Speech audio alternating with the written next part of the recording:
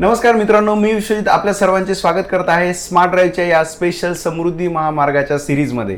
आपण मागच्या 2 एपिसोड्समध्ये बघितलं आहे की कशा प्रकारे आपण रस्त्यावर गाडी नाही थांबवू शकत आणि दुसरी सर्वात महत्त्वाची गोष्ट म्हणजे की सीट बेल्ट आपला जीव कसा वाचवू शकतात। हा जो मेन एपिसोड आहे तो आहे टायर बद्दल। आपल्या ह्या टायरच्या एपिसोडमध्ये आपण बघणार आहोत की टायरमुळे होणारे अपघात हे किती सिव्हिअर असू शकतात। चला बघूया ह्या बातम्या। नव्याने सुरू झालेल्या समृद्धी महामार्गावरती अनेक वाहने सुसाट पद्धतीने धावत आहेत। मात्र घासलेल्या आणि खराब झालेल्या टायरमुळे सध्या समृद्धी या महामार्गावरती मोठ्या प्रमाणात अपघात होत आहेत। आपण बघू शकता की आपल्यासमोर इथे एक अशी ही उलटलेली इनोवा गाडी पाहायला मिळते। यासुद्धा इनोवा गाडीचा अपघात हा टायर घासल्यामुळे आणि टायर खराब झाल्यामुळे झालेला। इथं बघू शकता आपण ह्या गाडीचं खराब झालेलं टायर आहे। हे ट्यूबलेस टायर आहे। इतक्या मोठ्या प्रमाणात घासलेला इतकं खराब झालेलं टायर असताना सुद्धा या गाडीच्या चालकाने हे टायर वापरलं होतं, त्यामुळे हा अपघात झाला आहे। समृद्धी महामार्गावरून ही गाडी पलटलेली आहे। तर जसं की तुम्ही बघितलं ह्या बातम्यांमध्ये कारण एकदम स्पष्ट दिलेलं आहे की टायर फुटल्यामुळेच हे अपघात झालेले आहेत। तर कोणकोणत्या गोष्टी आपण टाळायला हव्या, कोणकोणत्या गोष्टी आपण बघायला हव्या जेणेकरून आपण समृद्धी महामार्गावर उतरण्याआधी ह्या सर्व माहिती आपल्याकडे आधीच असतील की आपलं टायर कंडिशनमध्ये आहेत की नाही। जर तुम्ही तुमच्या टायरबद्दल जास्त माहिती घेऊ इच्छिता तर आमचा एक स्पेशल एपिसोड आहे, याच्यावर तुम्ही क्लिक करू शकता की ज्या एपिसोडमध्ये आम्ही सांगितलंय की तुमच्या टायरची कंडिशन कशी आहे ते तुम्ही स्वतः चेक करू शकता। ही चेक केल्यानंतर तुम्हाला एक कॉन्फिडन्स येईल की तुम्ही किती स्पीडपर्यंत गाडी चालू शकता, कारण प्रत्येक टायरला एक स्पीड रेटिंग असते। ती स्पीड रेटिंग आम्ही इथं दाखवलेली आहे। तर ह्या स्पीड रेटिंगनुसार गाडीचं टायर जसं जसं जुनं होत जातं त्याप्रमाणे आपण रेटिंग कमी धरली पाहिजे। त्याचं कारण असतं की टायर हे स्टील आणि रबर याचं मिक्सचर असतं। जर रबर थोडंसं कडक व्हायला लागलेलं असेल तर ते स्टील बेल्टला तेवढा सपोर्ट करत नाही, त्यातली फ्लेक्सिबिलिटी कमी होते, त्याला रोडला धरण्याची क्षमता कमी होते आणि त्यामुळे सर्वात महत्त्वाचं ते लवकर कंट्रोल सोडू शकतं। त्यानंतर फुगा येणे, पंक्चर होणे आणि सर्वात महत्त्वाचं टायर फुटणे ह्याच्या अचानक होणाऱ्या केसेस आहेत। त्या खरं म्हणजे अचानक होत नाही, त्यांच्याकडे दुर्लक्ष केल्यामुळे ह्या गोष्टी जास्तीच्या स्पीडमध्ये उद्भवतात। तर सर्वात महत्त्वाचं आहे की आपण मालक म्हणून ह्या सगळ्या गोष्टी आधी बघणं आणि त्यानंतर आपल्या गाडीची स्पीड वाढवणं जास्त गरजेचं आहे। मी तुम्हाला स्पष्टपणे सांगतो, जर तुमच्या गाडीचं टायर हे बबल आलेलं असेल किंवा पंक्चर झालेलं असेल तर ते मागच्या साईडला टाकणं जास्त योग्य आहे, कारण की समोरच्या साईडला स्टेअरिंग व्हील, ब्रेक आणि सर्वात महत्त्वाचं पॉवर ह्या तिन्ही गोष्टी असतात। तर ह्या तिन्ही गोष्टी हँडल करण्यासाठी टायर हे सक्षम असणं जास्त गरजेचं आहे। जर हे टायरला जमलं नाही तर टायर फुटू शकतं, टायर परफॉर्मन्स लूज करू शकतं आणि त्याने तुमच्या गाडीचा कंट्रोल हा लॉस होतो, गाडी पलटी होते आणि सोबतच बऱ्याच जीवितहानी होण्याची शक्यता असते, कारण की आपली गाडी स्पीडमध्ये असते। साधारण रस्त्यांवर हे एवढं जाणवत नाही, त्याचं कारण आहे की साधारण रस्त्यावर आपण स्पीडही कमी असते आणि कमी वेळासाठी आपण हाय स्पीडला जाऊ शकतो, पण समृद्धी महामार्गावर अशी कोणतेही रिस्ट्रिक्शन नाही आहेत। त्यामुळे टायर कंटिन्यू चालल्यामुळे खूप जास्त प्रमाणात रोटेशन झालेले टायर हे पटकन गरम होतं। जरी तुम्ही नायट्रोजन त्यात भरलेलं असेल बट त्यांनी रबर आणि स्टीलची क्वालिटी तर व्यवस्थित होणार नाहीये, फक्त त्याच्यातली एक्सपांड होणारी हवा ही दाबली जाते।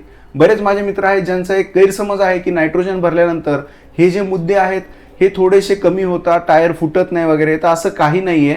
नायट्रोजनच्या जागेवर आहे, रबरच्या जागेवर आहे, स्टील आणि स्टीलच्या सगळे बेल्ट हे त्यांच्या जागेवर आहेत। प्रत्येक गोष्टीने व्यवस्थित काम करणं अपेक्षित आहे। जर तुमच्या गाडीचे टायर जुने असतील तर तुम्ही किमान 40 मिनिटांनी किंवा 1 तासाने गाडी उभी करणं अपेक्षित आहे की जेणेकरून टायर परत एकदा त्यांचं नॉर्मल टेम्परेचरला येतील। आपल्या लक्षात येत नाही, तुम्ही हा व्हिडिओ बघा, या व्हिडिओमध्ये तुमच्या लक्षात येईल की एका टर्निंगला एखाद्या F1 कारचं टायर किती गरम होतं। तर तसं आपल्या गाडीचं 30% का होईना पण गरम होत असतं। ती गोष्ट लक्षात घेता नेहमीसाठी तुम्हाला गाडीच्या टायरकडे लक्ष देणं गरजेचं आहे। जर तुमचं गाडीचं टायर 1 वर्ष किंवा त्याच्या आधीचंच आहे, जास्त जुनं नाहीये, तर तुम्ही जास्त चिंता करण्याचं कारण नाहीये। पण जर गाडीचे टायर घेऊन 3 वर्ष झालेले आहेत, त्याच्यावर ते गेलेलं आहे, 5-6 पंक्चर आहेत त्याच्यात, तर तुम्हाला चिंता करण्याची गरज आहे।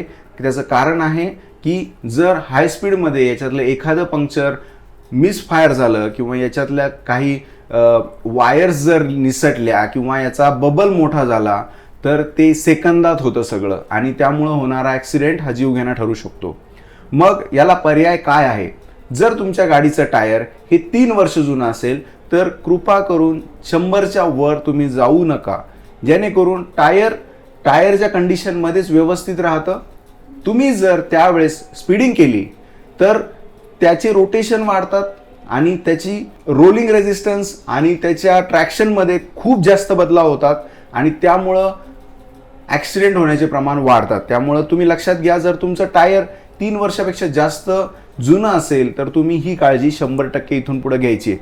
मला माहिती आहे बऱ्याच जणांकडे युक्तिवाद असेल की सर गाडीच्या टायरची वॉरंटीच 5 वर्ष आहे किंवा 4 वर्ष आहे, बरेच कमेंट्स त्यावर येतात. पण मित्रांनो, तुमच्या जीवाशी खेळू नका, विनाकारण असे स्टंट करू नका ज्यामध्ये तुमचा आणि तुमच्या पॅसेंजर्सचा जीव धोक्यात येईल. कृपा करून 100च्या आत राहा किंवा 100च्या स्पीडला राहा आणि 1-1 तासांनी थांबत चला. याने टायर गरम होणार नाही, बस्ट होणार नाही. टायर प्रेशर चेक करण्यासाठी आम्ही टायर प्रेशर मशीन सांगितलेले आहेत. या मशीन घेण्यासाठी तुम्हाला ही लिंक अवेलेबल आहे. ही मशीन इतकी छान आहे की ती बरोबर टायर प्रेशर चेक करते आणि जर कमी असेल तर भरते, जास्त असेल तर सांगते. या सगळ्या गोष्टी आपल्याला टायरच्या केअरसाठी गरजेच्या आहेत. जेव्हा पण तुम्ही समृद्धी महामार्गावर उतरत असताल तेव्हा व्हिज्युअल इन्स्पेक्शन खूप गरजेचं आहे. गाडीच्या 4ही टायरला तुम्ही एकदा व्यवस्थित परीक्षण केलं पाहिजे. त्याचं कारण आहे, जर रिसेंटमध्ये जर काही इश्यू झाले असतील, थोडासा कट बसला असेल किंवा काय असेल, स्पेशली ज्या टायरला साईडमध्ये पंक्चर आहेत, वॉलमध्ये टायर वॉल म्हणतो आपण, त्या बाजूला जर पंक्चर असेल ते टायर तुम्ही मागं टाकणं सर्वात जास्त अपेक्षित आहे. कारण की ते टायर कधीही बसू शकतात. वॉलमध्ये कधीही फ्लेक्सिबिलिटी असते, वॉलच्या फ्लेक्सिबिलिटीमुळे तो कधीही बस्ट होऊ शकतो. तर असे जे छोटे छोटे क्ल्यूज आहेत ते तुम्हाला कोणी सांगणार नाही आहे, ते तुम्हाला स्वतःहून नेहमी चेक करणं गरजेचं आहे. आणि जर तुम्ही लॉंग ट्रिपला जाताय, जसं की वेगळ्या राज्यात तुम्ही जाताय सगळ्या फॅमिलीला घेऊन, फुल लोड घेऊन, त्यावेळेस तर मात्र तुम्ही टायर डीलरकडे जाऊन प्रत्येक गोष्ट जसं की बॅलन्सिंग, अलाइनमेंट या सगळ्या गोष्टी सगळ्या केल्या पाहिजे. त्याचं कारण आहे, कारण की टायरच सर्वात महत्त्वाची गोष्ट आहे जी तुम्हाला रोडवर चिटकून ठेवते. टायरला बिलकुल कोणी इग्नोर करायचं नाही आहे. जशी तुम्ही सर्व्हिसिंग करून घेता तसं टायरचं पण सगळं काही ॲनालिसिस झालं पाहिजे. मित्रांनो, ह्या सगळ्या गोष्टी का महत्त्वाच्या आहेत हे मी तुम्हाला सांगितलेलं आहे. पण जर टायर फुटले तर काय होतं ते आता बघूया.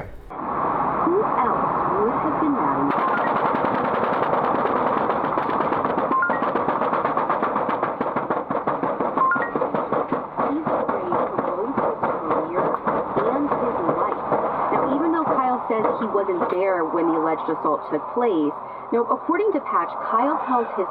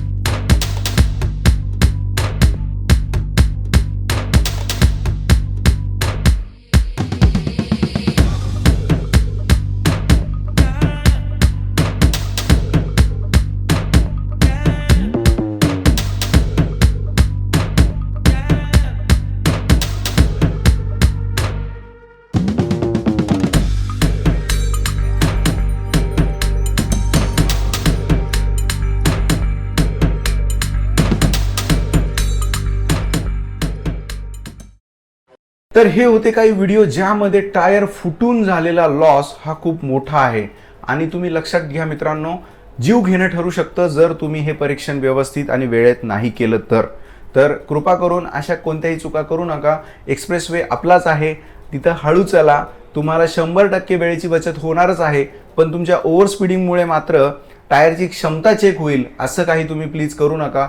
जेणेकरून 100च्या स्पीडमध्ये सगळे टायर सेफ राहतात आणि जवळपास सगळे टॅच रेटिंगमध्ये असतात. जसे की मी तुम्हाला अजून एक गोष्ट सांगू इच्छितो, काही जण खूप जास्त कॉन्फिडन्स दाखवतात. तर मी तुम्हाला सांगेल जसं की फक्त 1 स्टार रेटिंग आली आहे स्विफ्टला सेफ्टीसाठी, त्यानंतर 2 स्टार रेटिंग आल्यात या अल्टोसाठी. त्यामुळं वॅगनार, अल्टो, स्विफ्ट ह्या ज्या गाड्या आहेत ह्या कृपा करून जास्तीच्या स्पीडला पळवू नका. यांना साईड एअरबॅग्स नाही आहेत, यांच्या रेटिंग्समध्ये प्रॉब्लेम आहे, यांचं मेटल एकदम हलक्या क्वालिटीचं आहे. तुम्ही अशा गाड्या घेऊन जर 120 किंवा त्याच्या पुढे जाण्याचे स्टंट करत असताल तर तो सर्वात मोठा खेळ राहील तुमच्या आयुष्याशी. कारण की ह्या गाड्या ऑलरेडी सेफ्टी रेटिंगमध्ये इतक्या लो आहेत आणि त्यात तुम्ही असं काही करताय की ज्यामुळे त्याची कॅपॅसिटी पूर्णपणे टेस्ट होतीये. तर मी विनंती करेल मित्रांनो, ह्या सर्व ही जेवढी आम्ही सिरीज बनवली आहे सगळी अपघात रोखण्यासाठी बनवलेली आहे. ही सगळं तुम्ही बघायची आहे. मागचे 2 एपिसोड जे की आम्ही गाडी कुठे थांबवावी, कशी थांबवावी आणि सर्वात महत्त्वाचं एअरबॅग रिलेटेड किंवा सीट बेल्ट रिलेटेड जे इश्यू होते ते पण आम्ही 2 एपिसोड्समध्ये डिस्कस केलेले आहे. आता हा जो 3रा एपिसोड आहे तो आहे टायरबद्दल आणि 4थ्या व्हिडिओमध्ये आम्ही बोलणार आहोत ब्रेक्स आणि स्पीड रेटिंगबद्दल. तर तुम्ही हे सगळे व्हिडिओज सिरीजमध्ये बघितले पाहिजे. याची प्लेलिस्ट तुम्हाला इथं क्लिक करायला भेटेल. प्रत्येक व्हिडिओ तुम्ही काळजीपूर्वक बघा, आपल्या नातेवाईकांना पाठवा. जे मेन म्हणजे जे की आता 18 ते 25 वयोगटात आहेत त्यांना तुम्ही हे बघायला कंपल्सरी करा, कारण की ते नियम यांना कधीच शिकवले गेलेले नाही आहेत आणि त्यामुळं ते जेव्हा हायवेवर जातात तेव्हा काही छोट्या चुका करून बसतात आणि तुम्हाला वाईट बातमी आल्याशिवाय राहत नाही. तर कोणत्याही बातम्या ऐकून घाबरण्यापेक्षा आपल्या गाडीचं परीक्षण नीट करा. तुम्हाला 100% याचा फायदा होईल. तुमची गाडी सेफ राहील, तुम्ही सेफ राहताल आणि कोणालाही नुकसान होणार नाही. तर ह्या व्हिडिओ सिरीजची संकल्पना होती डॉक्टर पुष्पक दाभाडे यांची आणि आम्हाला सर्वस्वी मदत केलेली आहे अंजली पाथरे मॅडम, ज्या की RTO आहेत पिंपरी चिंचवड पुणेच्या. तर हा होता एपिसोड टायरबद्दल. पुढचा एपिसोडही नक्की बघायचा आहे मित्रांनो. सबस्क्राईब करा आणि जर तुम्हाला काही शंका असतील तर कमेंट नक्की करा. तर मी विश्वजित आपल्या सर्वांची आता रजा घेतो.